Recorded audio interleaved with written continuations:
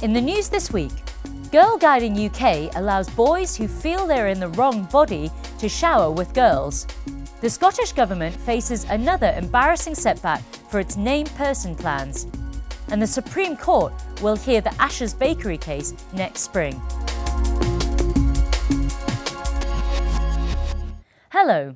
Boys who identify as girls will be allowed to use the toilets, changing rooms, tents and showers of their choice under new guidance from Girlguiding UK. The updated Supporting Trans Members guidance states that biological males can use the facilities of the gender that they self-identify as. Leaders are also advised not to tell parents if their daughters will be required to share shower and sleeping facilities with boys. Girlguiding caters for girls aged 5 to 25. Under the new guidance, a 25-year-old man could share the same facilities as a 15-year-old girl without her parents' knowledge.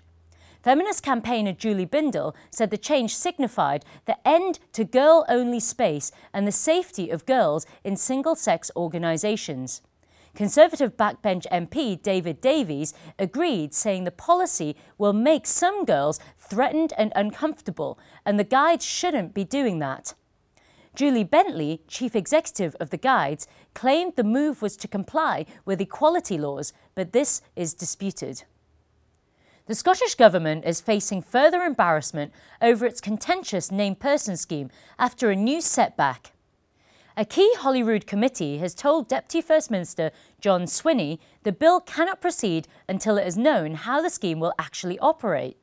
The stance of the Education and Skills Committee represents another major delay for the policy, which was declared illegal by the UK Supreme Court last year. Speaking for campaign group No to Name Persons, Simon Calvert urged Mr Swinney to scrap the scheme altogether. Well, it's another embarrassing setback for the named person scheme, and it's a major delay in the scheme as well. John Swinney can't just ignore this. The scheme has been criticised from all sides. They've already wasted millions of pounds of taxpayers' money on the scheme. Most people think that the best thing John Swinney can do with the named person scheme is just to bin it. The No to NP position was echoed by MSPs. Committee member Liz Smith said ministers need to completely rethink how we should be supporting our most vulnerable children. And Labour education spokesman Ian Gray said with yet more questions to be answered, a clear failure to address the committee's concerns and no tangible progress in building public trust, there have to be questions now as to whether this policy is savable at all. The UK Supreme Court has announced that it will hear arguments in the Ashes Baking Company case from the 30th of April next year. 5 of the UK's most senior judges will travel to Belfast to consider initial arguments ahead of the possible appeal. Ashes is being supported by the Christian Institute's Legal Defence Fund after it was sued for refusing to decorate a cake with the political slogan "Support Gay Marriage."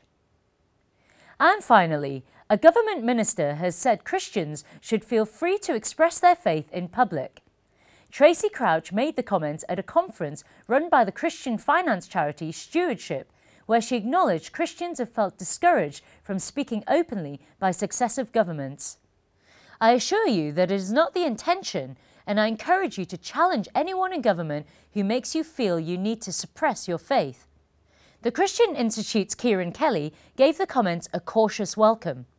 Religious illiteracy is sadly rife across public life, so it is positive to see Tracy Crouch recognising that Christians express their faith out of love for Jesus Christ.